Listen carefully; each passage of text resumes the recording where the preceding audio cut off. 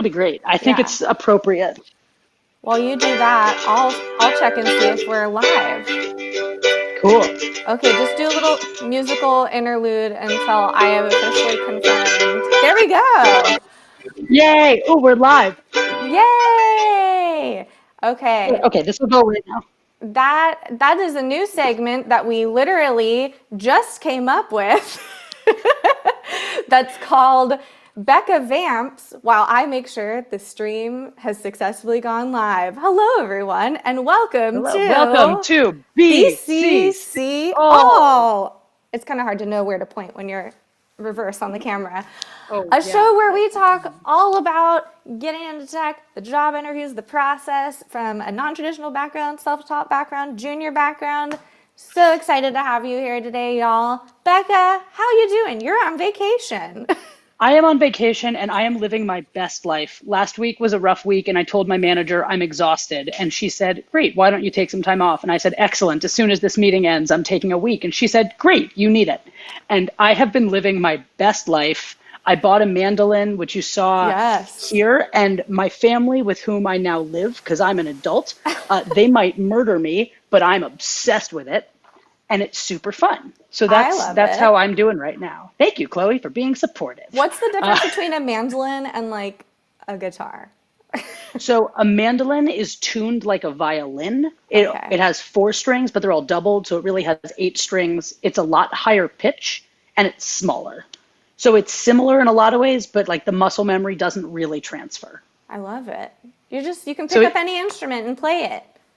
yeah, I mean, I'm 4 or 5 days in, and I have to remind myself that I am 4 or 5 days into this instrument and to be nice to myself. It's a lot Uh, like learning a new language, except my on an God. instrument. Which is a new language, though, or it's a different dialect. I don't know. Chloe, how are you?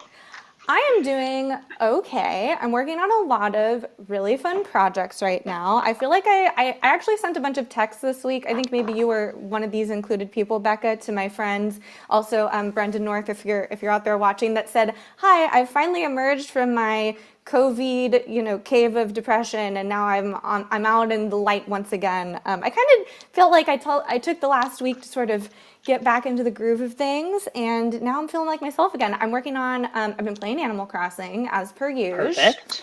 and I'm actually really excited. I'm gonna share my show and tell. Little spoiler alert right here. I'm working on a project with my friend Adrian. If you like turnips, which of course you do if you play Animal Crossing, if you don't play Animal Crossing, maybe you don't. But if you go to aka.ms/turnup for what, you can get a jump start on the fun project that we're working on. We're building an Azure Functions timer that will text you and alert you through all different channels using Courier to let you know when turnips are being sold on your island. Because Adrian and I are both Animal Crossing newbies, and we were like, what's the deal with turnips? Why is everybody stoked Wait, on turnips? Yes. hi, explain like I'm five. What's the deal with Okay, turnips? I'm I so don't have a excited. Switch. I've been trying, but they're all sold out everywhere. I know. It's once you can get a Switch, you will be all about this. So, much like before I was in tech, before I was in Animal Crossing, I didn't have much of an interest in the stock market. But of course, in Animal Crossing, it's the stock market, like a stalk. Like, so basically, what happens is there's this little pig question mark that walks around on your island from 9 a.m. to noon on Sundays only, but nobody really tells you that, or they did once and I forgot. And you can buy turnips from her, and she's for some reason she's got a booger coming out of her nose. I don't know why. Oh, Brendan says Joan and Daisy May are the names of these little pigs. They need a tissue. Their noses are always running. And you buy turnips from them at this set price. And then throughout the week, the price of turnips like goes up and down, but not just on your island, on other people's islands. So I'll see tweets from people that'll be like, turnips are like at $3.50 a piece on my island. Come and sell them. So it's like a whole economy on there. But the best part is, shout out to my friend Julie. I think she ended up going to T-Pain's Island this last week, and I think I saw that a Did lot. she buy him a drink? I hope so. I really, really hope so. But then I don't think this was Julie. Someone else on Twitter I saw, Elijah Wood, like, I guess this person had tweeted turnips are at like, I don't know, 450 on my island or something. You can look this up on Twitter. And Elijah Wood visited her island and was like so polite and was like, hey, can I like look at your house? And so it's very, very wholesome content out there on the Animal Crossing interwebs. But yeah, if you're into turnips, that probably means you have Animal Crossing, and definitely check out the fun little demo that Adrian and I will be building this week and hopefully going live next. Let's see, we have some comments here. That's fantastic. Confession from Brendan. I'm making 2 million bells while watching this video. How? Oh my God. Yep, he visited and was very wholesome, and he also picked fruit and everything. Yeah, Elijah Wood was very involved. He's a gamer. These folks are gaming. So check out this. This is a tutorial you can just try out to get started with it to get a jump ahead. But I'm really excited to work on that with Adrian because it's combining two of my favorite things: Azure Functions, which I built my fake boyfriend and all that other stuff with, and then also Animal Crossing, which is part therapy, part full-time job for me. Part turnip hoarding, which is important, obviously. Well, I was shocked because I went from having a measly, 10,000, 20,000 bells. Bells are the currency, Becca, in Animal Crossing. Thank you. They're Appreciate little coins, but they're called bells. But Naturally. I went from a measly $10,000 bells to having so much money from the stock market that I couldn't even keep all my bells in my wallet. I had to put them in. It's a whole thing. I'm rich now. I'm turnip rich. There's an Animal Crossing bank and everything too. Oh, there's an ATM, girl. There's an ATM where you can get interest payments. Like you can pay off your home loan in there. You know what? Maybe this weekend I'll play some and I'll have you watch. I feel like I don't want to give you FOMO, but then also, I feel like you would love this. I also want to know what you would focus on in Animal Crossing, because a big part of Animal Crossing for me is everyone's island is different. Like I focus on the home decor, and my home is, of course, surprise, surprise, all pink, lots of polka dots Shocking. and hearts. Mine and would be too.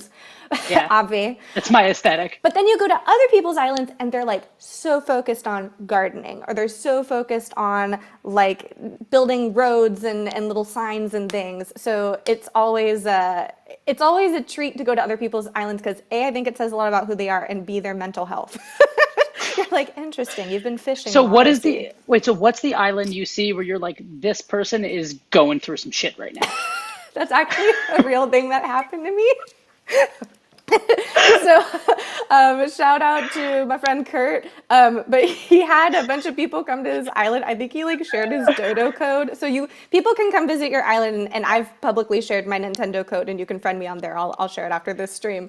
But my friend Kurt, shout out to Kurt, although I went back to his island, his mental health seems to be better now, but I was like, what happened here? This is my boyfriend's coworker, because someone abused using his dodo code, and he had built all these fences and stuff to keep people out, and he had quarantined all his animals to one side of the island, and I was like, oh no, but everything's back to normal now. The trolls went away, the dodo code expired, but it's always fun to kind of see oh wow, this person, I have a room for my skeleton son, John Bon Jovi, because I got a skeleton in the game my first week, and I was like, my son's getting a room, cool. But I feel like you, Becca, God. If I were to guess, and Brendan, feel free to voice your thoughts here too. I feel like if you played Animal Crossing, you would focus on, there's all these servers and computer things that you can do that are really cool. So you can make a whole computer themed room. But I feel like you would go for some of the fun giant Godzilla things or giant robot things and put them around your island to be wacky with your animals. I would definitely put a lot of random stuff everywhere, and I'd probably have multiple musical instrument rooms. Yes. Oh my gosh. No, you would. That is 100% what you would do. Because I went to someone's room the other day, or their house, and they had a room that was a music recording room with a guitar and an amp. I have a music stand that I can send to you when you start playing, Becca. I'll save it for you. My friend PJF music sent stand it to me. for me? Yeah, and I have what is that thing called that looks like a potato with holes in it? Not a Macarena. Whatever. A maraca? Zelda. Like a shaker thing? No. Oh, I don't know. Oh my gosh, Brendan's gonna Ocarina. I'm a bad nerd. A-R-I-N-A. I don't know if you know this. I feel like I'm losing nerd points. People are screaming who are watching this video right now. They're just like, Ocarina of Time. So, not that I don't want to continue to talk Animal Crossing forever, but I want to pivot the conversation so we can bring our guest in. Yes. Yes. Because our topic today is interviewing. Interviewing. And we have, yay, interviewing. We love interviewing. We have all interviewed. Yes. No, interviewing is great and it's important and it's something we all have to do. And we have a guest here who we actually have talked about her before. She was mentioned in the very first episode. She was one of the people who interviewed me at Reddit. And now she's an engineering manager on our infrastructure team. And Do you want she's to play the a little greatest. musical intro? Sure. Absolutely. This is Sam Carow, and she's here. She told me to drink a beer, so I brought a beer with me on this stream. Welcome, Sam, to our team. Cheers! Oh my Yay. gosh! Water cheers. Hydration Heidi over here. I loved that. First of all, that was not planned. That is some.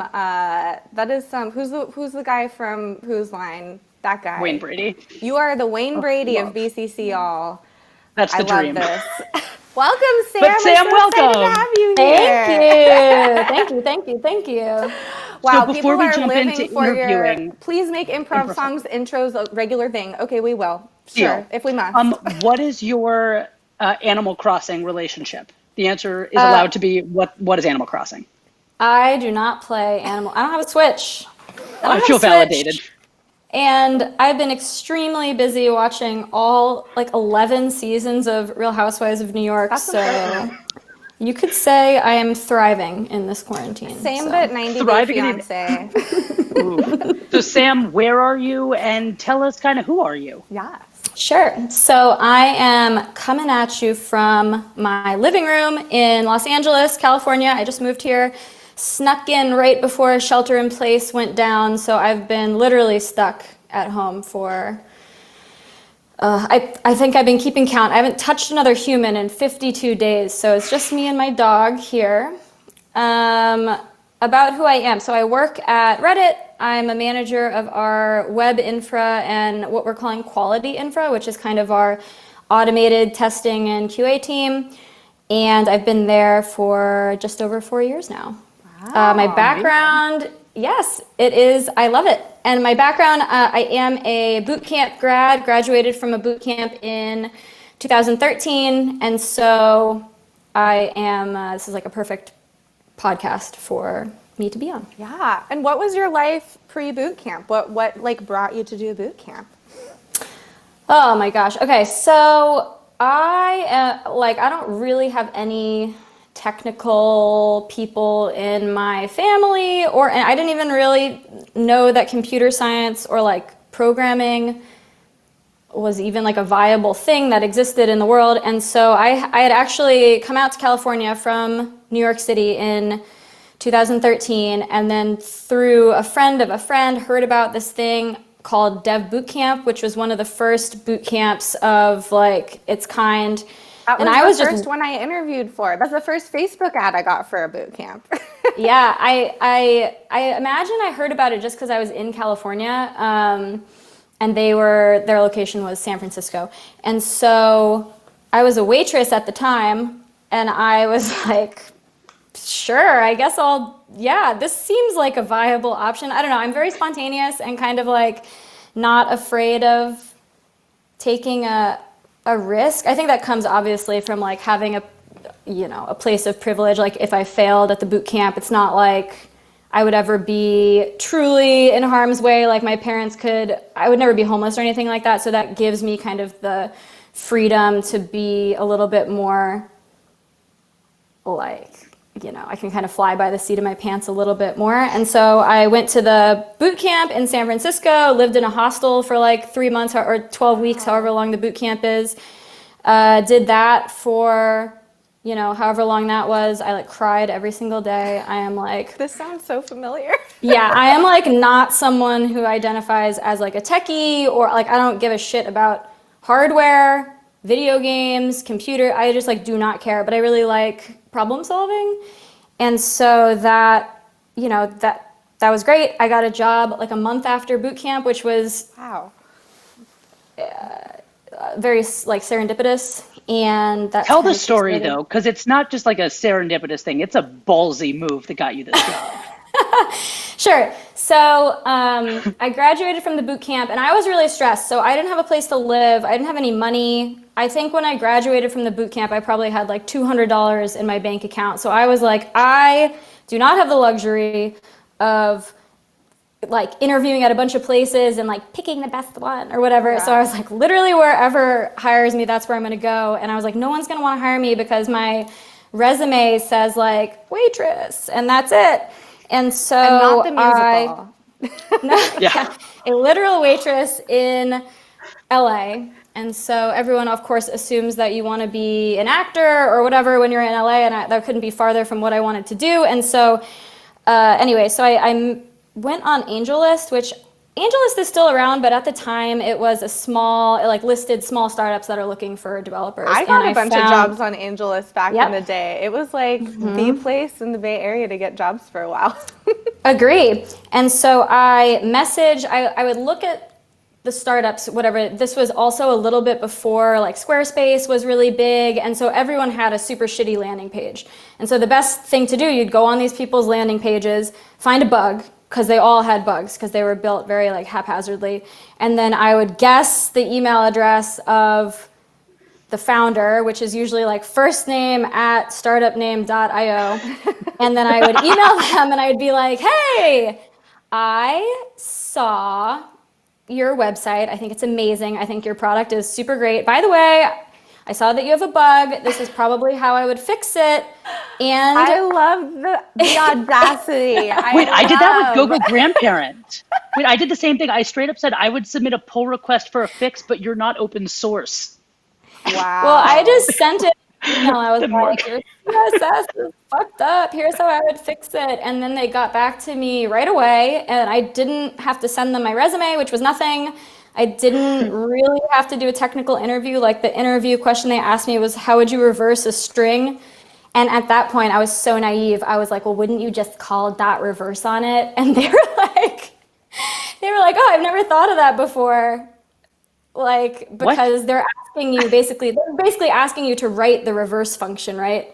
But so I was like, why wouldn't you just use the built-in? That's probably better than anything I could write as like a junior engineer. And they were like, fair point. And then I got hired and that was it. And then I had to live in the office for 2 weeks with my dog because I didn't have enough money to get an apartment. So I love that. I thought this story was going the same direction that my first tech job was, which was not an engineering role, but it was at Zirtual.com, which was a virtual personal assistant service. And the way that I got my interview and ended up being the first ever real person ZA was one of those, like, remember it was really popular, it still happens on websites where the little chat thing will pop up and be like, how can we help you? We have a live person here. And I was just like, oh, I was just looking if you're like interviewing people for jobs. And they're like, sure, come in today. And I was like, okay.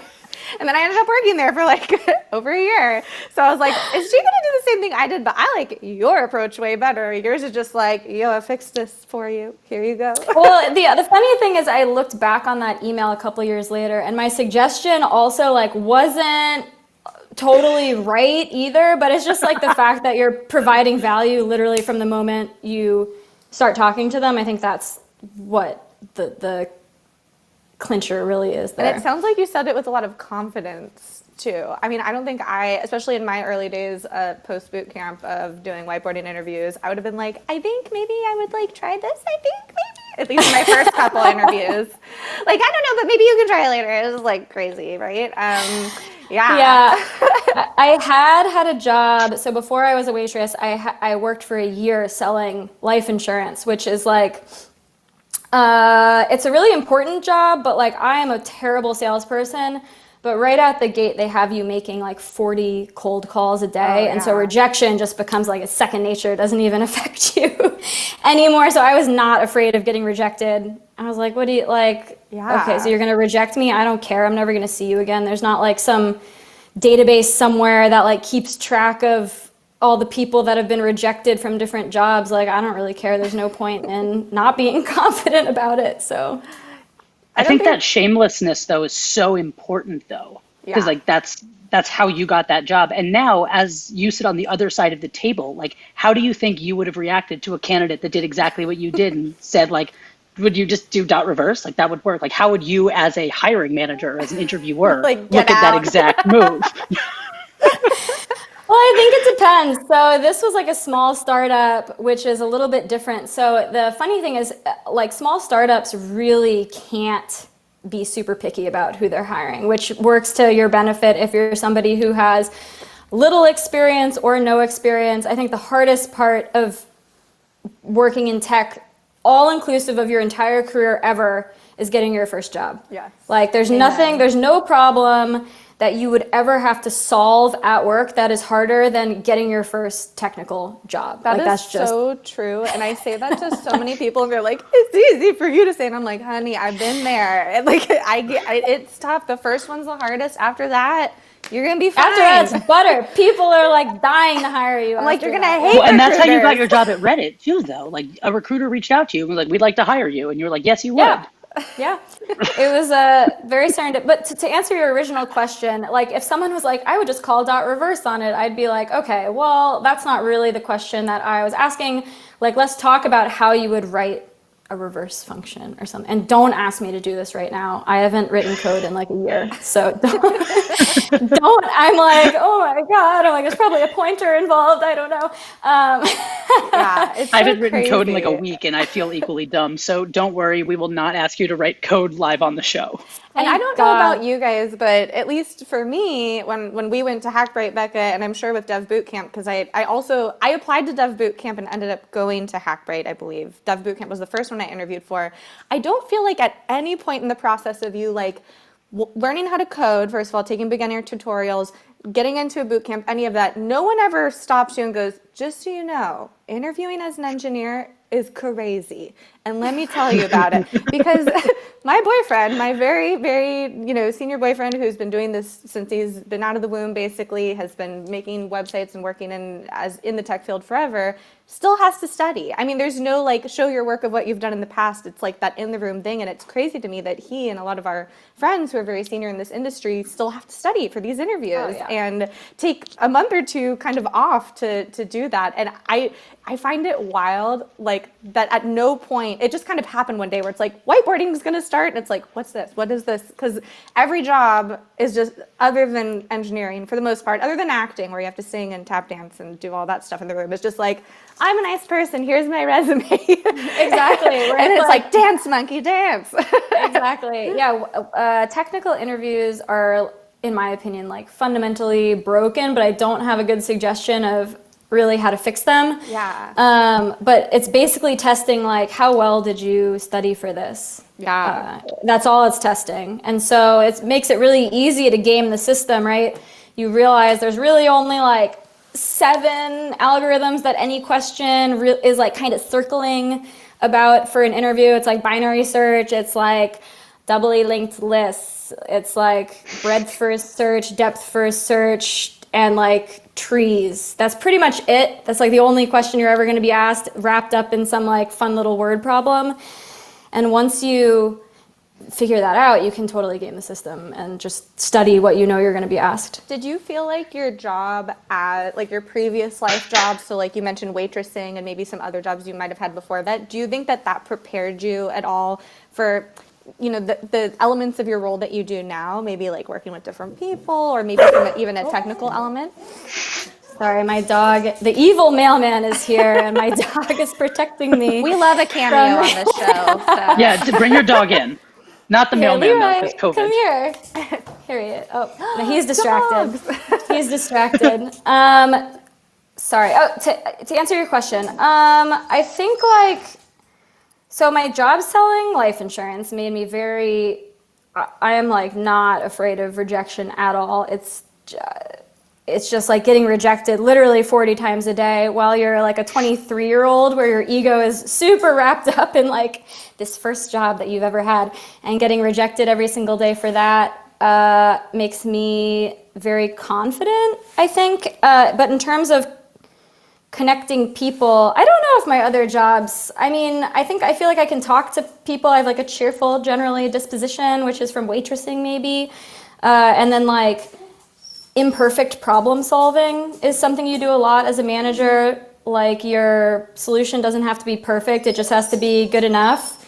And for waitressing, that's kind of similar. I don't know if it's completely tied to that, but if I had to make a guess, maybe that. Someone said in our They're chat, definitely. I was a nightclub DJ for around 15 years. It's actually provided an amazing set of abilities that I use interacting with people. Yeah, I think I'm the only actress that like never worked as a waitress. I was the weird one who was a virtual assistant and worked at Yelp for a hot second in the Disney store, but I couldn't agree more. I feel like actors prepared me for that as well.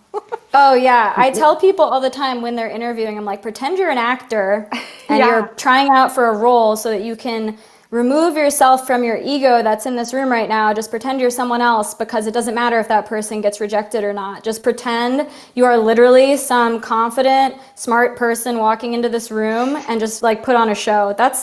I'm like my best self in interviews, and then I get hired and people are like, why are you like this? Like, you were so great when we interviewed you.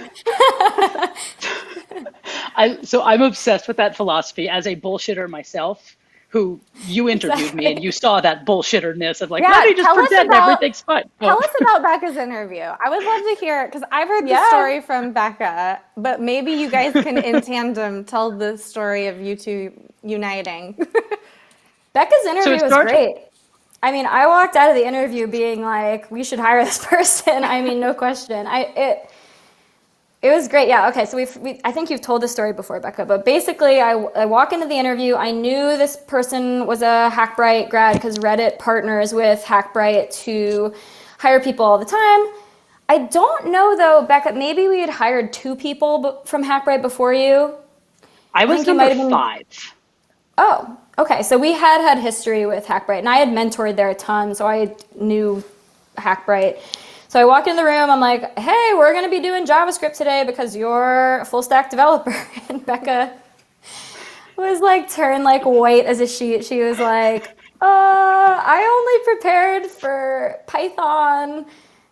And I was like, okay, let me go back to our recruiters and see what's happening here, because like I know Python, like I could interview in Python and it would be fine, but I didn't have a question ready in Python. And the question I was asking was very JavaScript specific. It was about, I can't say because I think we still use this question, but it was basically about like you have to make a class and then add class functions onto your JavaScript object. Yeah. So I went out there, the recruiter was like, I don't know, like you just have to figure it out. So we went back in and I was like, okay, we're just gonna do it in JavaScript and you can Google whatever you need and we'll just. And so it turned out great. Like I was like, okay, here's the problem. Let me describe it to you. And so I said, in Python, how would you make it so that you could instantiate a thing a bunch of times? How could you make it so that you could have a thing and then reference that thing and pass it around and add things to it? And Becca was like, I don't know, in Python it's called a class. Is that what it's called in Python? Oh, a class. And I was like, okay, well, how would you add something to a class in Python? And she's like, oh, well, I don't even know how to do this in Python. I'm making this up. She's like, oh, I'd add like a class function that would add it to some model. And I was like, okay, great. So why don't we look up how to do that in JavaScript? And so she Googled it, looked up how to do it, and was like, oh, I guess I would do it this way. And then we just worked through it being like, okay, in Python, how would you do something like this? And then she would look it up how to do it in JavaScript. And that was great because that's like the entire job that you actually have when you get hired is like, you said earlier you didn't know how to fix technical job interviews. I think that's how we fix that. Which I think is such a great point because like so much of like interviewing, like I feel like a big thing that took me a while to wrap my head around, and I try to tell a lot of folks that I mentor, is you don't have to get the question right to like do well in the interview and move forward. And really what they're looking for is you to just like talk through it. They want to see how you work together, how you talk it out, like just say what you're thinking, and they just want to know what your problem solving stuff is. And that's such a great example of like, well, let's do this together. Let's pair on it. I completely agree. I mean, as soon as I left the room, I was like, we should hire this person, like for sure. It wasn't even like a question. I was like, we should definitely hire this person. They can like work with me. They don't have a big ego. They ask the right questions. They're not afraid to ask the question. They don't pretend like they know something when they don't, which is really a big no-no in interviews. Can is to we pretend like you. can we dig into that point a second? The pretending to know stuff you don't know point. Because Oh I think yeah. that I've talked to people a lot that are like, the job says 3 to 5 years. I have, I've done a boot camp, so I'm qualified. I need to make myself seem like I have 3 years of experience. And it's like, no, you don't have 3 years of experience. Don't pretend you do. So I'm curious if Oh you have yeah. stories from interviewing people that like clearly don't know what they're talking about and like, what are they doing and what should they be doing? Well, I'll tell you what people should be doing. I'm not going to out anybody for having a bad interview on this podcast because we've all been there. But like here, the deal is if you're coming in with a resume that's like no experience or maybe 1 year of experience, my expectation is that you don't know literally anything at all. And that is so freeing. Doesn't that make you feel so good that you don't need to Yeah. pretend The that you most. know how to do, like, you don't have to pretend that you have experience when you don't. Like, no one's calling you into an interview to be like, well, maybe they somehow do have 5 years experience. They Like, lied on no. their resume in the Yeah, non-impressive direction. Yeah, it's like if you exactly. got in the door, that's like half the battle is just like getting past Exactly. the gatekeeper. It's like the entire battle, basically. And then you just have to study. And my big thing is like when people can admit that they don't know something, usually what I like to coach people on will say, if someone asks you a question you don't know. So for example, like if someone asks you how does it work when you hit reddit.com? Like what's going on there? So first of all, that is a crazy question that you will get all the time. I mean, Which this I is like, always reviewed, like, how does the internet work? How did, like, especially in my first interview, like, HTTP, what is happening with each part of it? And everyone would tell me to review that. exactly. But it seems like such a crazy question. And especially if you're a junior, you're like, I don't fucking know, dude. Like, I literally just learned, like, what a terminal was like 12 weeks ago. And I don't even know how a terminal, what effect does that even have on the internet? I don't know. And so basically what I always advise people to say in those types of situations, if you're very junior, you say, I don't have a perfect answer for that, or I don't know enough about that to talk super intelligently. But what I do know is that somehow we have to hit DNS because it has to know, like, where does reddit.com go to? So somehow we hit DNS. DNS somehow sends my request to Reddit's servers somehow. And then as a bootcamp grad, you've probably built like an MVC, like model view controller project for your thing. And then you should probably know. have not heard MVC as a term, by the way. I know somebody asked me about the MVC project I built, and I was like, tell me about the MVC project I built, please. So that just means a model view controller. It basically is just how you build a super basic web app, like today is how you build them. And so if you're from one of these boot camps, you've probably built one before, and then you say, well, somehow I sort of remember writing like a route function that would execute like the function right below it.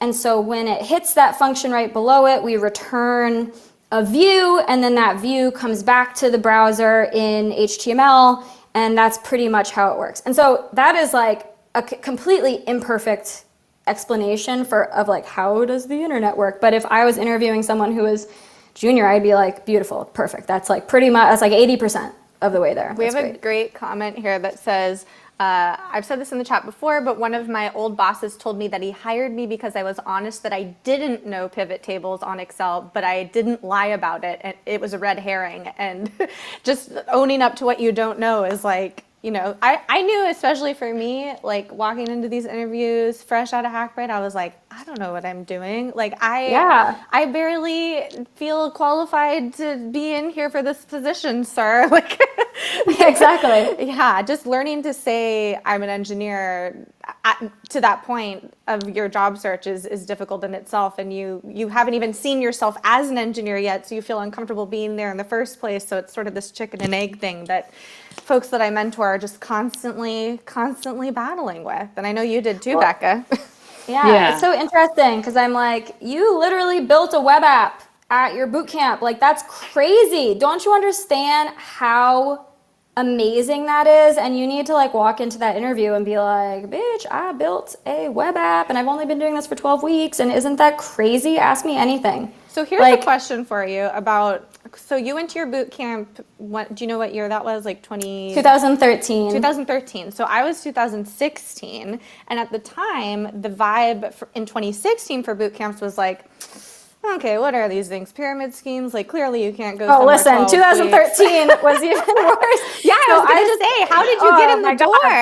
I just said I was self-taught. I was like, I taught myself. I didn't even you'll see my boot camp's not even on my LinkedIn or anything. Wow. So I would just even say now? No.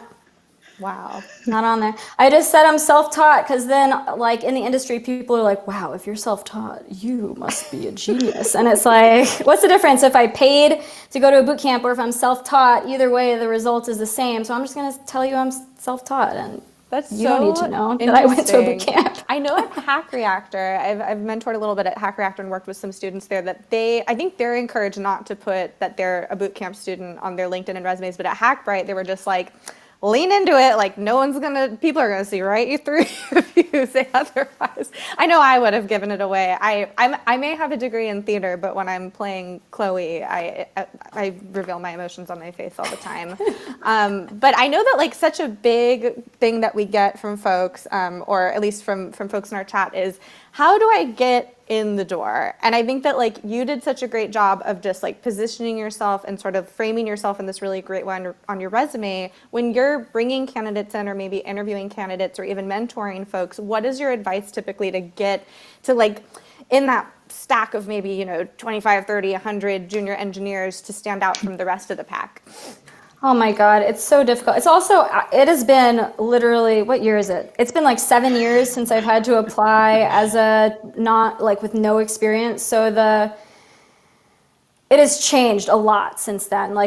So I still recommend, like, if people are really having trouble, basically you can tell that you're not in a good spot. If you sent out 100 resumes and you've gotten like 2 hits, you're doing it wrong. So that's a good indicator that you're doing something wrong. Either your resume isn't looking right or you're applying to jobs that maybe you shouldn't be applying to. I would say the best advice that I can give is to network, which sucks. I hate networking, but I have referred many, many people at Reddit who end up getting hired with no experience, basically. Actually, I started calling it friend 2 hack writers were your mentees. Yeah, 2 hack writers. Yeah, 2 hack writers that I was able to refer them in, and because people trusted me, then their resumes went like right to the top of the stack. So don't be afraid. I still have people all the time who I've mentored hitting me up for referrals. I don't care. I'm like, the whole point of LinkedIn is to network. So I'm not like, hit me up if you want me to introduce you to someone in my network. I don't connect with people on LinkedIn who I'm not comfortable referring people to. So I use LinkedIn for its like intended purpose. And so if you're not down to use LinkedIn for that purpose, don't friend request me on there, because I will on a previous exploit podcast. your network.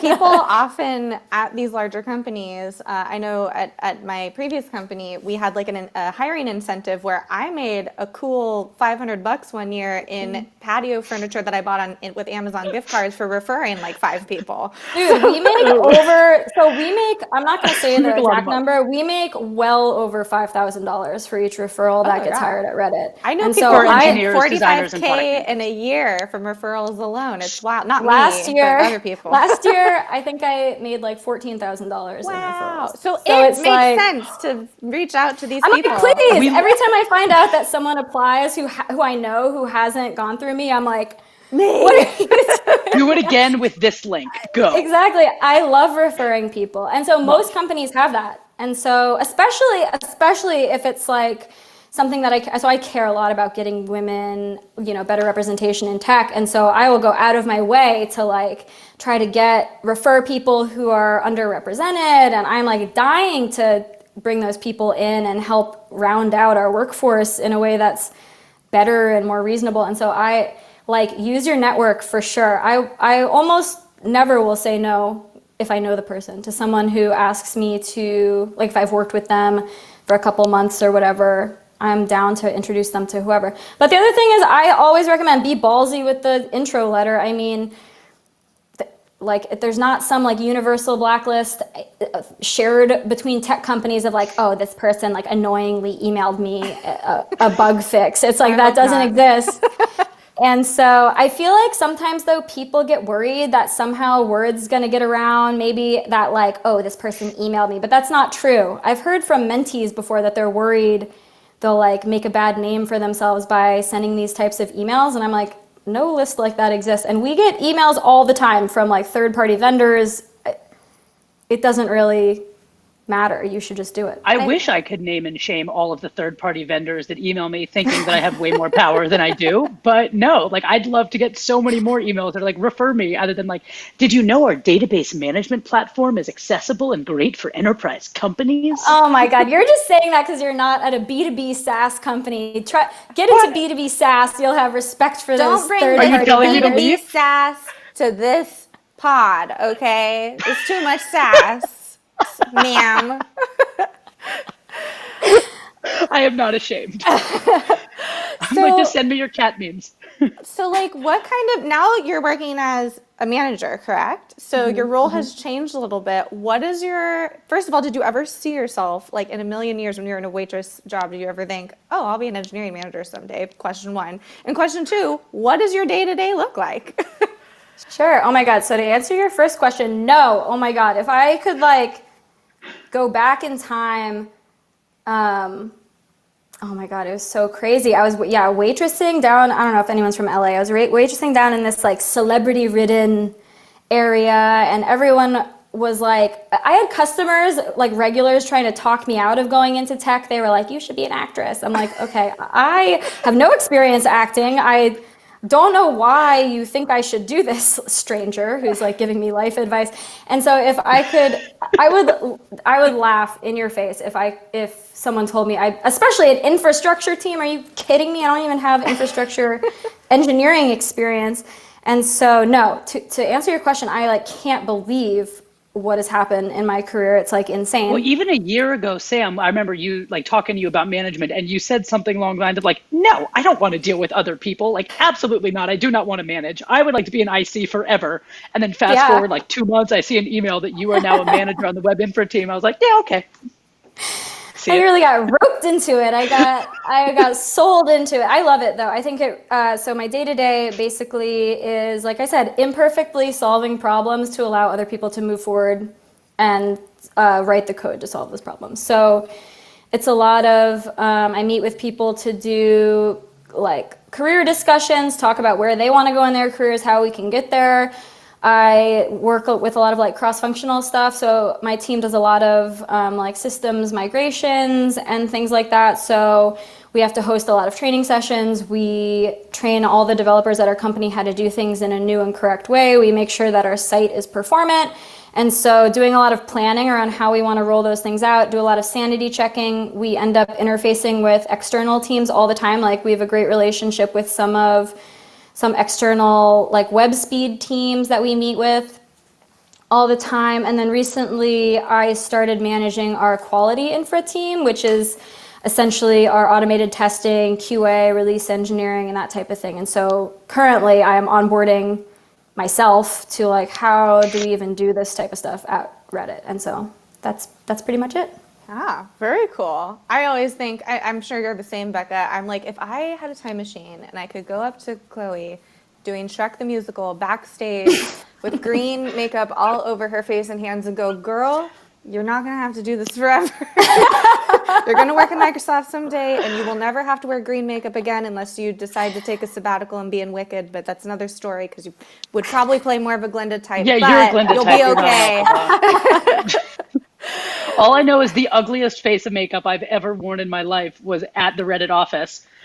So live streamed for like a random. Yeah.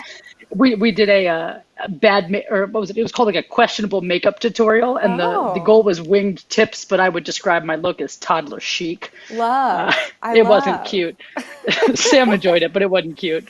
I did enjoy it. So you both work, and this is a question for both of you, because I feel like Reddit, first of all, question number one, do you have favorite subreddits? Mine personally is a combination of Hold My Juice Box, which is kids falling and being drunk off of juice. And I also love Old People Facebook. What are your favorite subreddits?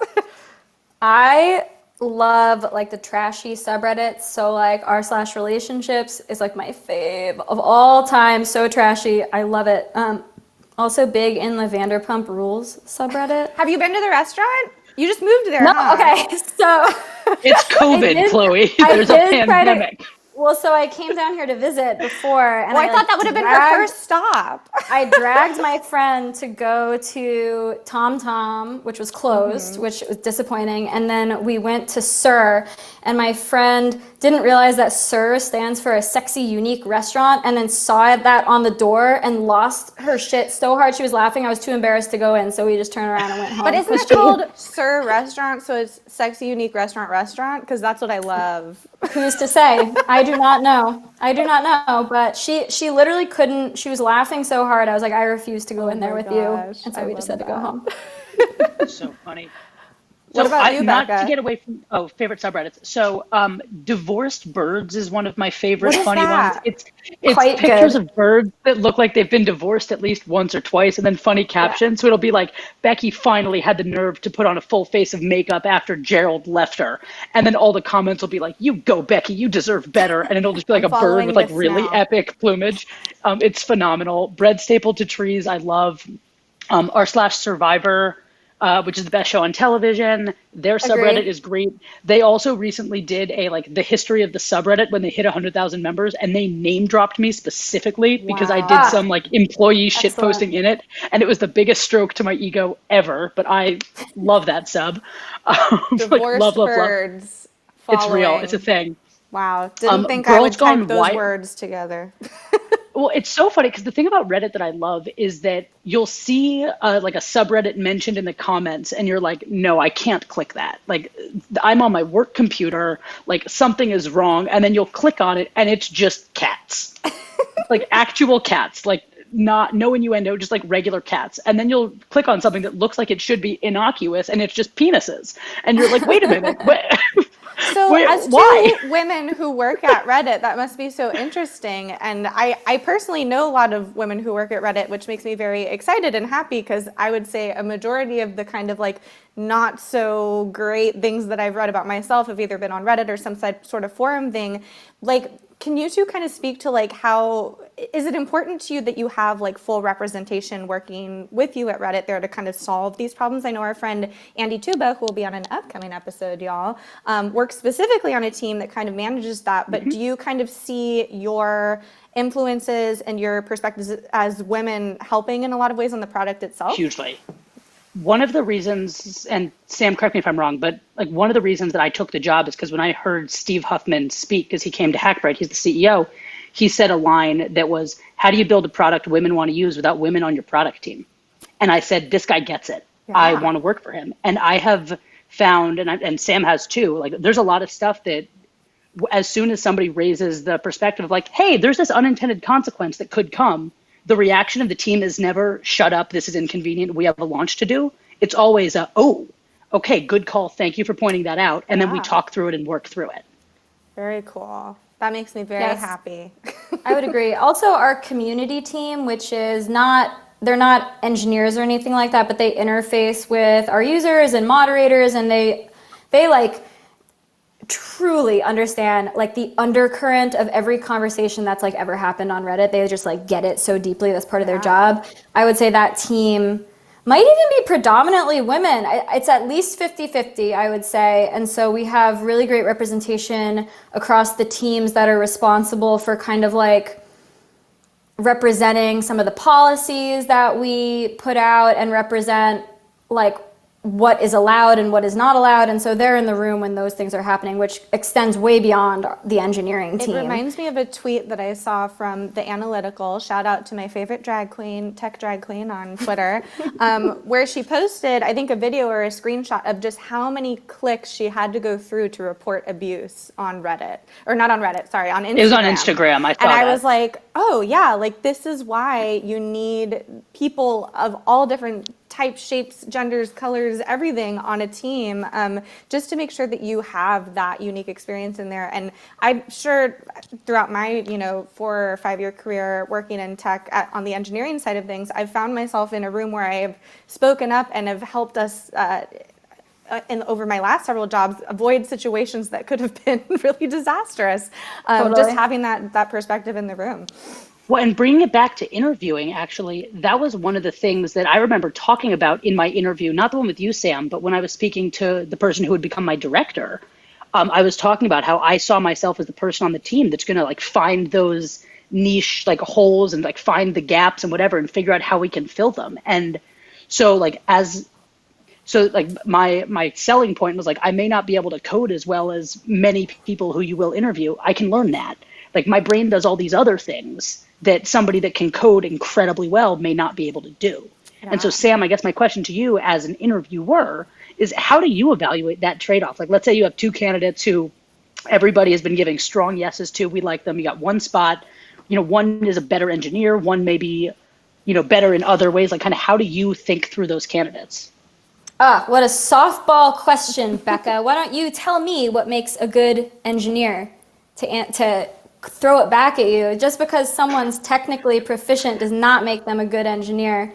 And so like engineering is so much more than just did you ace the technical portion of your interview. I think, oh my God, it's like, first of all, I like love every single person on all of my teams and they are all technically strong, but what makes it a joy to work with them is the personality that they bring to the team. Like oh my God, I would so much rather work on a team where we don't have any superstars, but everyone works engineers. 10x engineers, and everyone works harmoniously together and understands impact and understands how to work cross-functionally, than work on a team where everybody is like egotistical, best in their class, always unable to take feedback, unable to recognize other people who help them on a project. Like there's no competition in my mind. And the best part about interviewing, especially when you're junior, this is what I always say to my mentees, it's like 50-50. So your personality weighed with your technical proficiency, it's like 50-50. So your personality matters just as much as technical proficiency.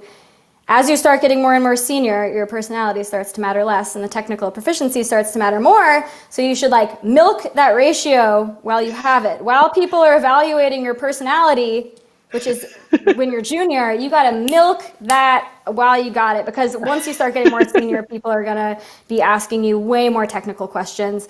And so you won't be able to rely on like your likability or your ability to connect with others necessarily as much because the technical bar will be higher.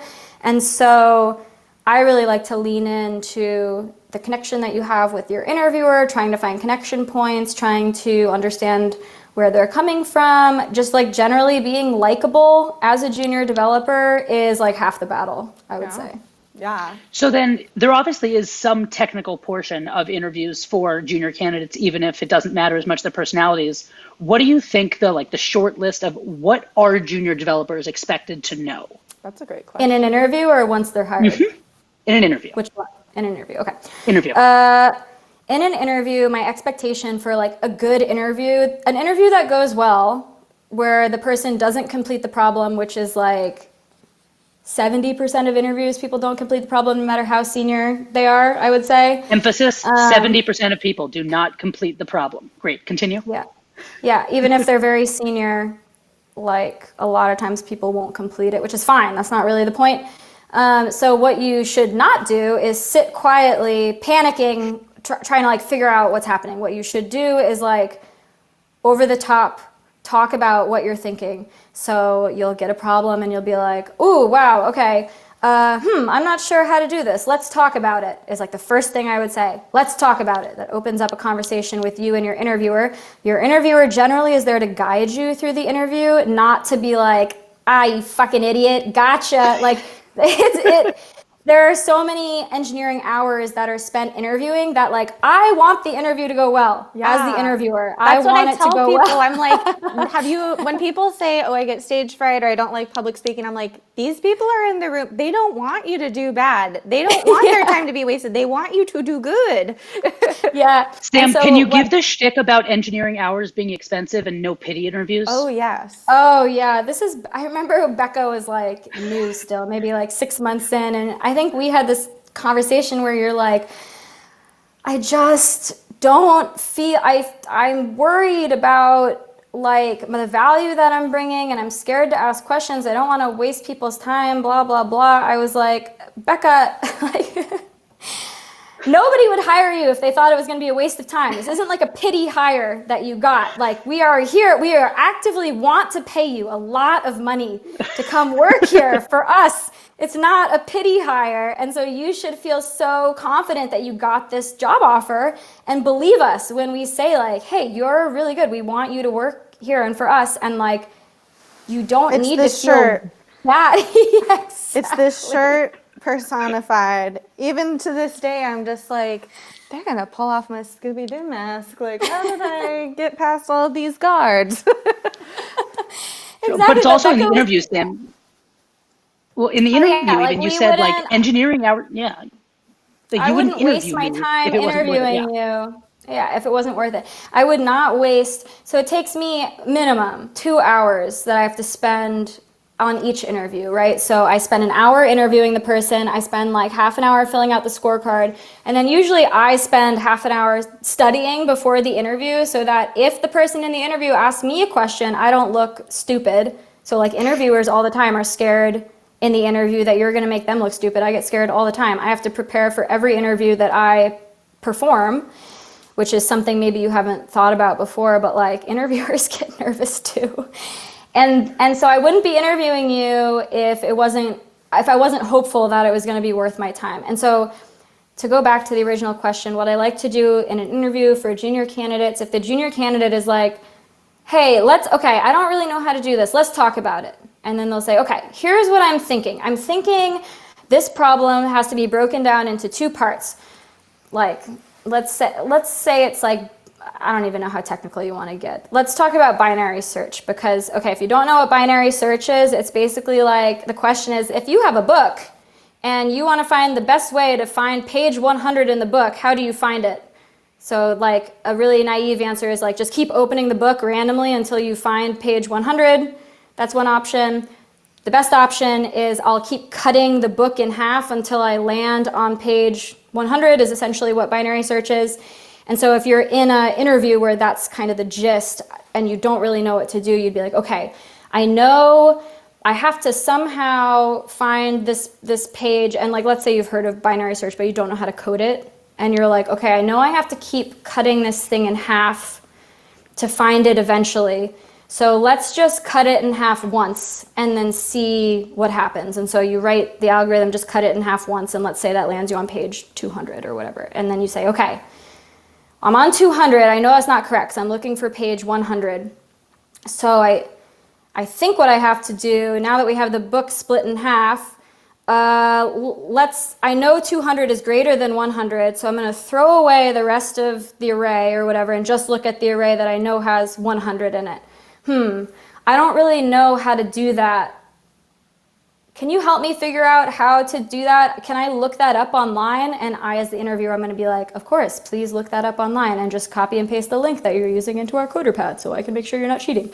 And then you look it up online, and then if you're still stuck, you're just like, oh my gosh, I'm really nervous. I don't know if I should use, like, I don't know what you use in binary search. Like, should I use pop or should I use splice or I don't know. And then you can have like a conversation. Basically, like, what I'm looking for is a conversation to happen between the two of us, because like, you're never ever coding in a vacuum, and we're gonna have to interface at a minimum like 3 times a week if I'm your manager. And so I need to know that I can work with you through problems that you don't know how to do, because that's gonna be the majority of our working relationship together. And so the best advice is like, keep talking and invite the interviewer in to help you. They like want to help you. They want you to do well. And so invite them into the conversation. Don't just sit there and freeze and worry that you're going to look stupid if you say something wrong. That's totally not correct at all. Yeah, be honest, be vulnerable. Very different from when people would say like, oh, are you a dancer? When I would audition, I'd be like, can I dance? Exactly. I was like, well, I've done 2 hairsprays. I'm like, no. So we have one question that we'll take real quick, and then we'll kind of wrap things up. This is from, and if I think it's the same Meg, I think it is. I think she was one of my instructors at Hackbright. So hi, Meg. She had a question. Let me scroll back up here. How do you recommend structuring your day during the job search and interviewing process? I'll answer this real quick by saying I used to clear my whole day after doing one technical interview, especially when I was doing my first, junior ones at the beginning of my job search early in my career. I needed to be in a good headspace, and B, just like give myself the kind of marinating time to go over just the things we talked about before, like, okay, what happens when you put a URL into the browser? How does the internet work? Those basic questions beyond just what I had been studying. And then I originally used to schedule it so I would like study afterwards, but I needed to give my brain a little vacation after that, especially since a 5-hour interview is typically very different than the ones that I used to do. How about you all? How did you used to kind of plan your days and schedule those out?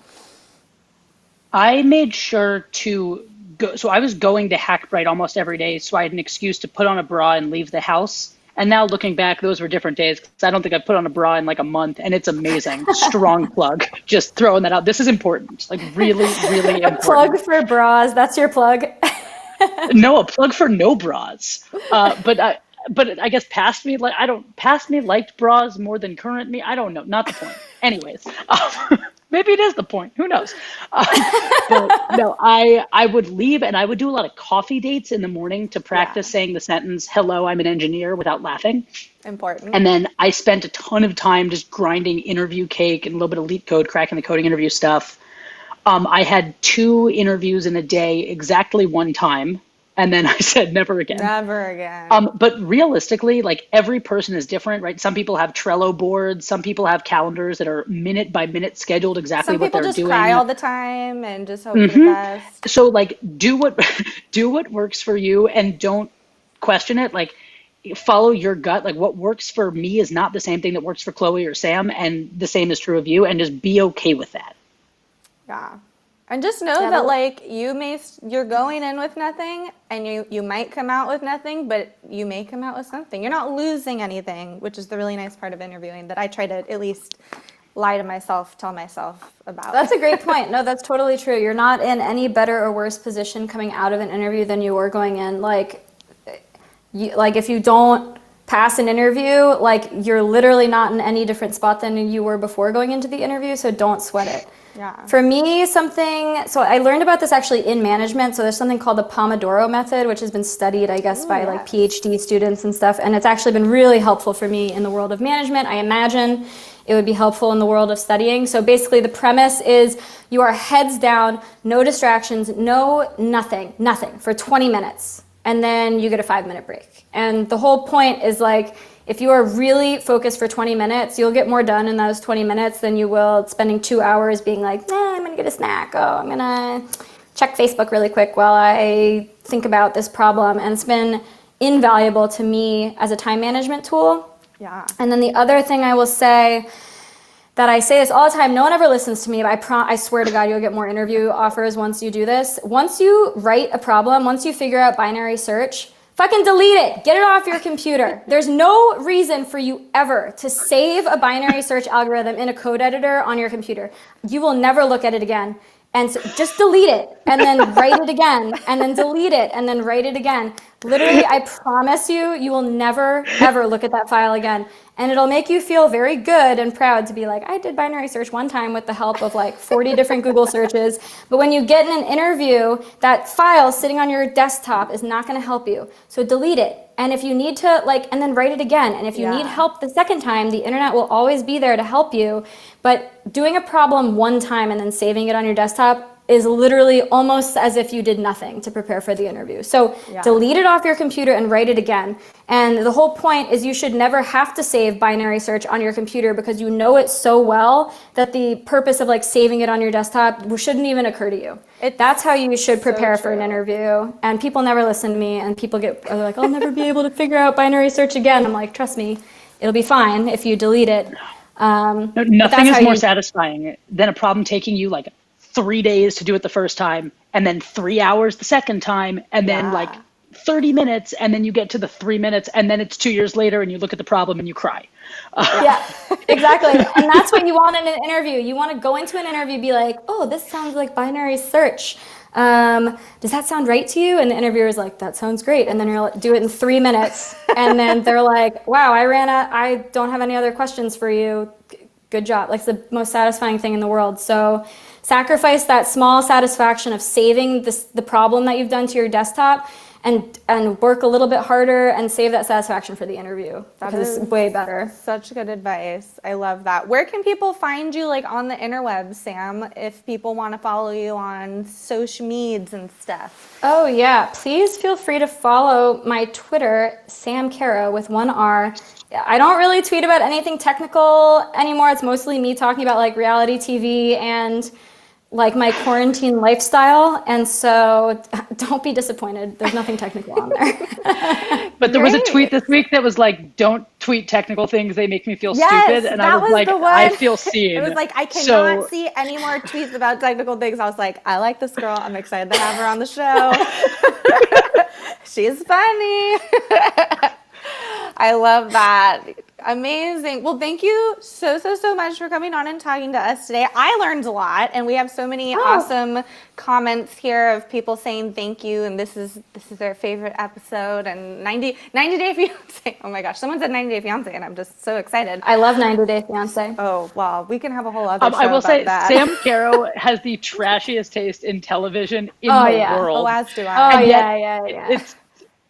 It's incredible. Sam, you made me respect people who have terrible taste in television, and then you got me to like your terrible shows, and now I like them too. We're going to get you to watch 90 Day Fiance with us now. I watch Too Hot to Handle. Patreon now. I literally pay $10 a month. Too Hot to Handle? All right. Before we make people's brains fry with our garbage television, we will sign off for now, and we will see you next week. And we will keep you all updated on the Twitters. Thanks, Sam. And Becca, do you want to play us out while I figure out how to turn this off? Do I ever? How about you do a song when you're ready for it to cut it off? I'll just take a cue. What am I going to sing about today? Thank you, Sam, for teaching us new things. Thank you, Sam. I don't have something that rhymes. Thank you, Sam, for watching bad TV. Thank you all for being here. Next time we will see you. That was no good. Goodbye, guys. Bye.